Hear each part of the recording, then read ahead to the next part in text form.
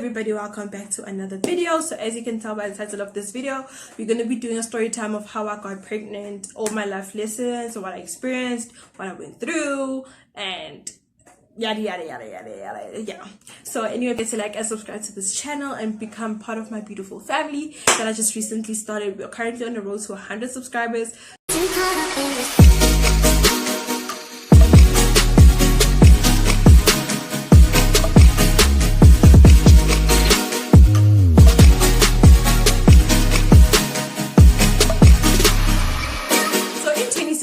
I thought I had met the love of my life. Like, you know, when you're still young, you're a little bit delusional, you literally don't know anything, you don't know what this is or something. So I met the love of my life, my baby daddy. So how him and I met, he was my friend's brother, but I also knew him prior to that because in primary shit went down in primary. But yeah, so he was my friend's brother at that time. So so I kind of knew him. I had a huge crush on him, guys. Like, I had a huge crush on him. Like being in Funa, guys. Like, at that time when I met him, he had a girlfriend. So I was like, you know what, I have to get this guy. Now I know when you want something, like when you want something so badly, you can actually get it, you know. So I really wanted him, and like how our relationship was, we were just so, like, it was just a weird couple. Like, I'm gonna be honest, I loved him so much. I don't think I'd ever love, okay, maybe I will someday, but I don't think right now with my, he's my second boyfriend that I loved with all my heart. Like, he was, like, I loved him, and like I loved him, like I put him first into everything that I did in my life. Like, everything that I did in my life, he was number one. Like, there was no other man like beside him. Like, even if Bengham Bistrati no brother, get a boyfriend, or if something, no, get a boyfriend, or no. So our relationship was very like rocky because he did shit a lot, and I think that was also what contributed to me having terrible low self-esteem, because like it just damaged me inside out. So yeah. So anyway, almost said something, but yeah. So we dated for like 8 months, and our relationship was, like I said, was very like, because he cheated on me a lot. So yeah. So obviously, as a relationship, like, I don't want to say like he forced me. Not even forced, because if I'm on face, I'm on. So you know, Lentolobuti, prove yourself to me. Like, when we were young, but prove yourself with a hug or prove yourself with a kiss. But this time I think it was prove yourself with sex. So basically, am I allowed to say that or no? Yeah, but yeah, that's what happened. So we, like, during our course of our relationship, we did have a lot. I was still young, so I don't want to blame it on anybody. I was still young, and I didn't have an in-depth of what sex is and how vulnerable sex is and how vital sex. I wish I had a clear picture, but it's too late now. But you know, I wish I had a clear picture of what sex. You just can't give your yourself to somebody else. Like, give yourself to some other man that really does not deserve you. I wish I knew about it back then. But anyway, we did that, and I think after 3 months after the last time we did it, I started feeling nauseous. Like, I was just out of place. Like, I wasn't the vomiting type. So after 3 months, I literally did not, the first month I did not see my period. So when I did not see my period, I didn't really think of much of it. I was young, I don't know anything. I really did not think much of it. But after the second month, that was when I was starting to get scared and kind of question, like, what the fuck is going on, you know? And I couldn't go to my mom. I couldn't tell my mom. I couldn't vent to my mom and tell my mom, Mama, this is what I'm going through. Because my mom was strict back then. Like, she was a strict motherfucker. Like, my mom was strict, bruh. Like, my mom was so strict. Like, she was really strict. So it was somebody I just really couldn't go up to and tell her. So I told my friend. Like, my friend was the very first person I ever told. She knows herself. She was the very first person I ever told. And scared to my bosoms. Like, I was scared, bro. Like, I was scared. I was scared. But And I told her, like, friend, do not worry, we're gonna get through this, we're gonna go through this together, and we're gonna do this and this and this together. So after the second month, after the third month, we were approaching the third month. So after 3 months, I really that was when I started to become very suspicious. And since I didn't want to tell my family, and I really don't want to go through that, like I did not tell anybody in my family, I went to go talk to this teacher. This lady, we were really close, like really, really, like she was really close to me. So I get there, I tell her, I'm like, ma'am, this is what I'm going through, and I don't know what to do. I have no. It's like, how many days have you not seen your period? I'm like, okay, let us count. And when we counted, guys, when we counted how many days I missed my period, ooh, child, it was like 90 something days. And she's like, my child, you are like 90%, like 99% chance pregnant. I don't know if the other one was going to happen and stuff. So I think immediately after she confirmed that I was pregnant, that's when I started seeing symptoms. They came left, right, and center. I had big boobs. I'm prepared. Okay, my boobs kind of shrunk, but I had really big boobs. My boobs were really big, so you could obviously tell my boobs like good to my kulu. I'd like was nauseous all the time. I like wanted to vomit. I remember this day I bought a slab chips. Yeah, well, I think everybody knows what slab chips are. So I bought slab chips. I was craving for them so much. So when I bought them, I think after 2 minutes of eating them, finishing them, guys, palace. All of them out, like you could actually see them in the toilet bowl with the, oh, my chips are gone, you know. And so after, I think the school counselor comes to me. She's like, Linda, oh, she went to my teacher. She's like, told my teacher, I want to see a girl named Linda because she has not physically seen me, you know. So she's like, okay, can you please have the timetable, blah blah blah blah blah blah blah. And then she got the timetable. And then she went to my teachers, told her, go see, can Linda please come to my office? And that's where I went. When I got there, she was very like, that woman should be a therapist. Like, she just spoke to me about everything. She just tried to calm me down, like, but don't be scared. We all go through this. This is life. It's not about how we fall, but how we get up, which is and move forward with life. Blah, blah, blah, blah, blah. Basically, that was that. So it's like, okay, I'll schedule appointment for you. We're going to go to Kempton Park and do this. And I'm like, okay, cool. And then I think 1 week passes, 2 weeks passes. So when the second week passes, we go to the hospital, not a hospital. When I got there, I was like, I met up with this lady, obviously with my school counselor, with this lady. She kind of sat me down. She like went through everything. She's like, okay, there's abortion, there's adoption, and there's keeping the baby. So she kind of named all the pros and cons of everything. And so she kind of went through like adoption, abortion, keeping the baby. So I knew from the very first go that I really wanted to keep my child. Like, I don't care what obstacles was going to come my way. I was going to go through it with my little prince or my little princess or whatever it is. So, okay, cool. It's like, okay, let's see if you're really pregnant or is something a womb cancer-ish. I'm a school child. I'm so scared. So when she had a little bit, like, it's like a hospital, like, I don't know, but it's so legit, like, it's so legit. So like there was a bed and there's a scanner. So I laid there and like my stomach just went whoop, you know, and like the sauna, you know, yeah, that one. And then I saw my child. And I was like, so in disbelief, like I was like,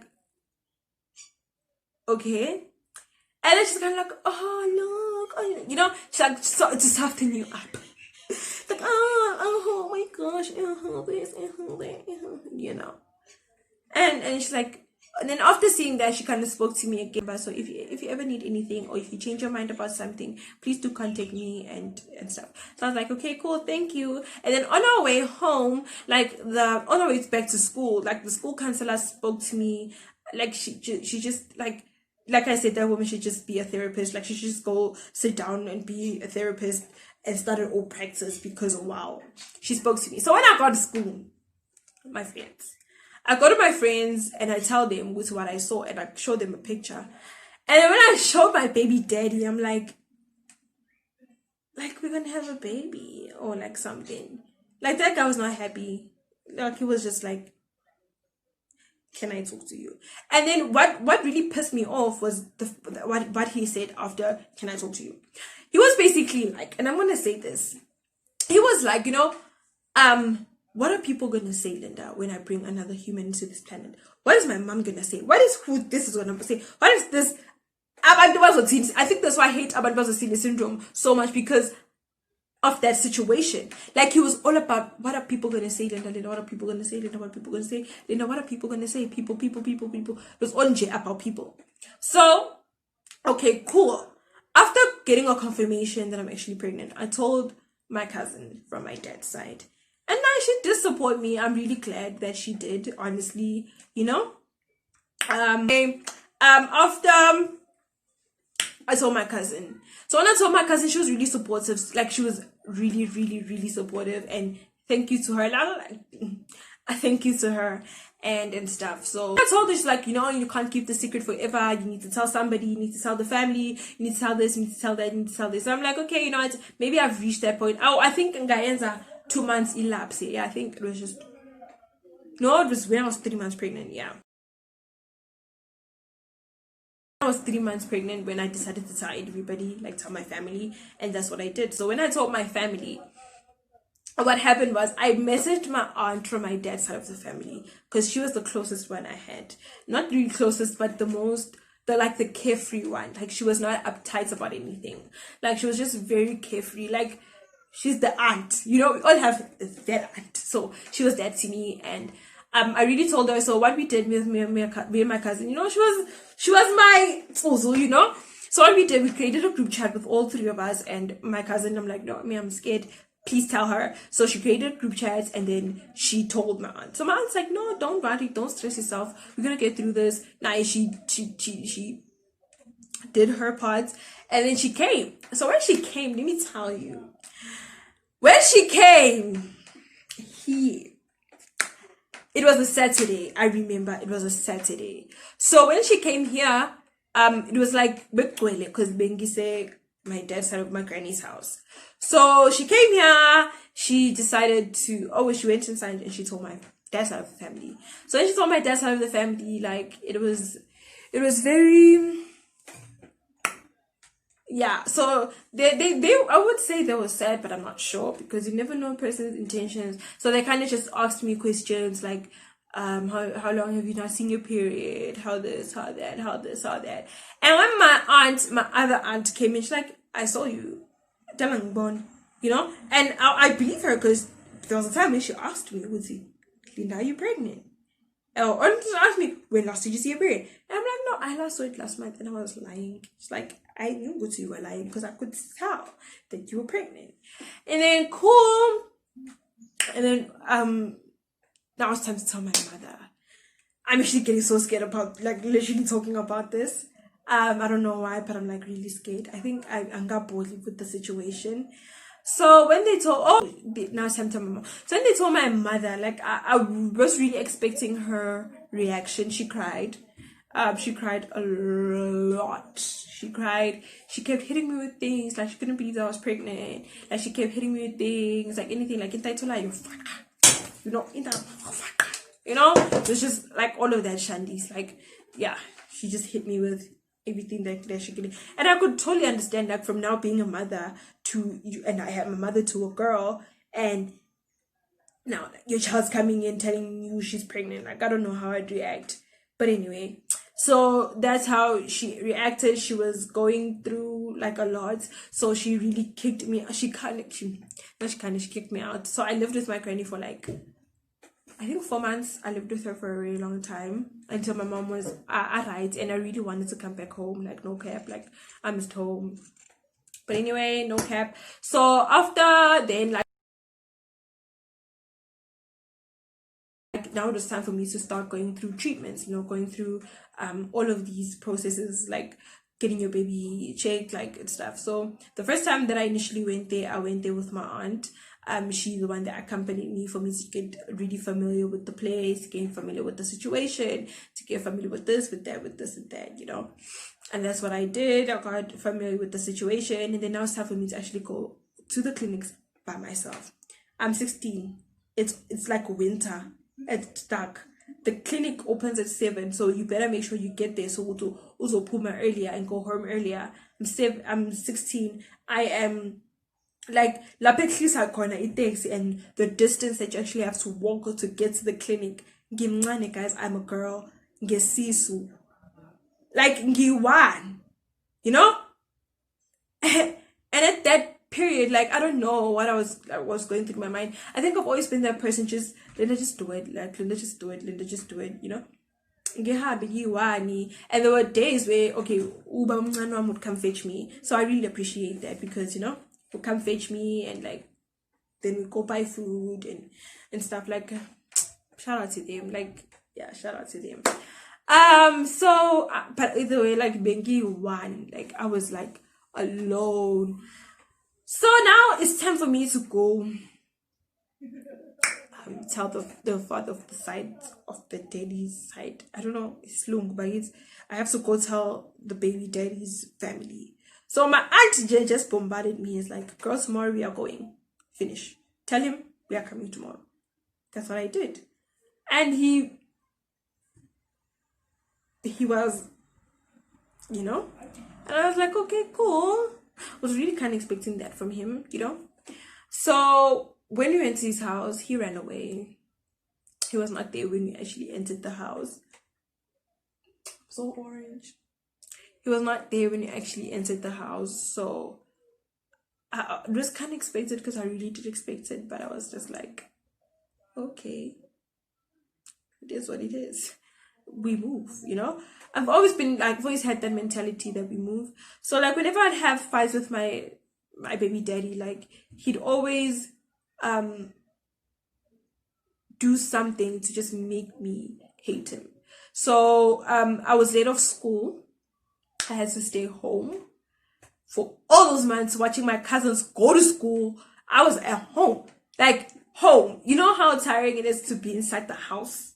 Like to be inside, you guys know now because of coronavirus, but to be inside the house and people are actually outside, and it's not that they don't allow you to go outside, but it's because you don't want to go outside. Like you understand. I remember sitting, it was dark, I think it was around 8 o'clock, I was sitting outside and started crying. I know what hormones do. Started crying. I don't blame anybody that's pregnant who cries a lot. Like I started crying because I really missed home. You know, I really missed home. I really missed my, like, no cap to them trying to help me, but I really missed being by myself, you know, being at home, because my mom worked. So I really wanted to be by myself, eat what I want to eat, do what I want to do. Because when you like living, I'm not really used to living with other people, because I've only lived with my mother. Okay, I did live with the father's side of the family, but I was just like super young. So I've only lived with my mother all my life. So my mother did most things for me. She did everything for me. So when I was like pregnant and I couldn't be around her, that was really stressing me, and I really cried a lot. And when I would vent to the father of my child, he would like not give a shit, and we'd start to argue. And when he argued, he'd like post other girls, like put other girls as a profile picture or status. And you can imagine what I'm feeling, like I'm there. So he was very on and off about the whole situation. Like Nini wanted a baby, Nini didn't want a baby, he wanted it and wanted it. And I think I was so caught up with him wanting a baby, so when he actually didn't want the baby, I just really did not know how to react to it, you know, because I just thought, no, maybe he's just gonna change his mind, and he's just gonna come back, and we're gonna be cordial, we're gonna be one big happy family and stuff. And that was not the case, you know. That was not the case. And I think I was just really stuck up on that. So my mom eventually came to fetch me from Kamba clinic, all those months by myself, hungry as shit, because I got no money, you know. And somewhere I had help from my sister's side, from my dad, so she really did help me as well. And then now it's time to come home, you know.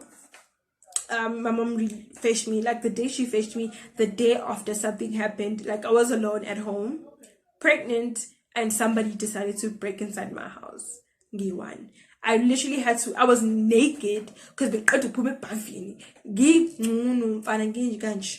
I was naked, and I like a lot was going through my mind, you know. But anyway, So now it's actually time to go with my mom. So when my mom initially went, she was like okay about it. Like she was not really, I wouldn't say my mom was 100% like with my whole pregnancy. She was not. She's just putting up a tough face for me and for everything. Like honestly, I even feel like crying because she was putting up a tough face for me, because I think that's decency, what a parent should do, you know, even if you're not happy about a situation, but at least make the child comfortable and stuff. So that's exactly what my mom did. So she made me feel comfortable, and she had to adjust to the whole situation. It was not adjustable, but she had to adjust. So and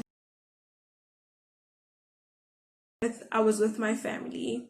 I was with my sister and her daughter, and yeah, so I was with them. So it wasn't a very like, and my mom was there as well.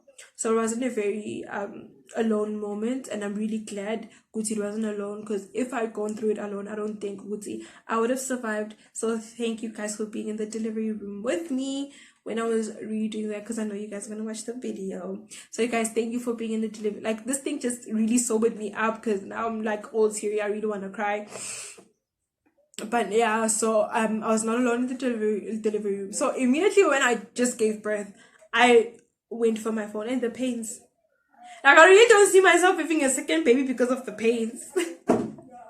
Honestly, like I don't. Like the pains are severe, and I don't mean to scare anybody, but the pains are bad.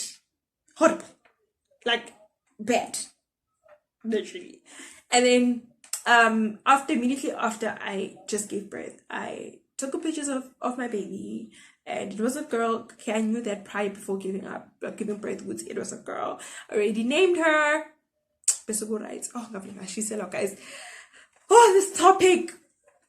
I already named her. I already gave her a name, and there was a meaning behind the name and stuff. So yeah.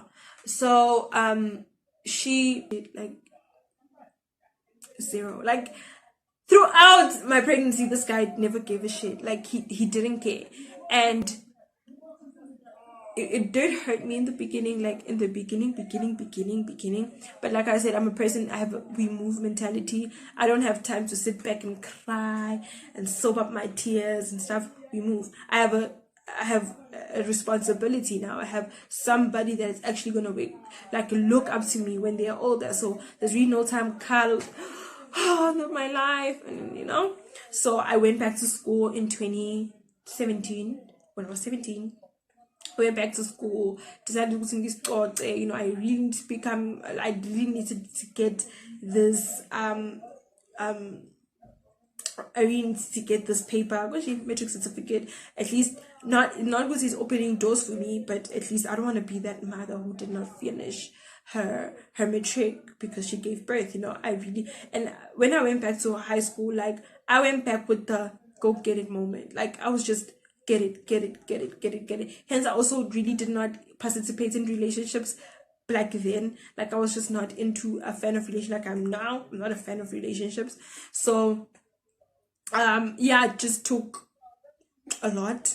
So I really needed to push, because it's not only about me, it's about my child now. Because if I don't succeed, she doesn't succeed. If I don't do something, she won't go to the school that I want her to go to. So I really needed to push. So what I learned with the whole thing is like take your time to get to know a guy, and that's something that I've been practicing right now. I also like don't give up in your dreams no matter what you go through. What else did I learn? I learned to emhlabeni uyi-one, and you just solo. You know, you don't have anybody to kind of cry with you and stuff. So uyi-one, people will turn on you, because I don't care. I don't want to lie and say I lost friends, because I didn't lose friends. No, I'm not that type. I didn't lose friends. So while some of my friends became really supportive, really supportive. So yeah. So yeah, so where I am now with my life. So now with my life, my daughter's 3, turning 4 in a couple of months. She's just a smart baby, like a really smart. So I want to work my hardest to make her have the life that I want, that I see us having. Like Like I see it. Like I see it, bruh. So I really want to work hard for her and provide for her. Bye.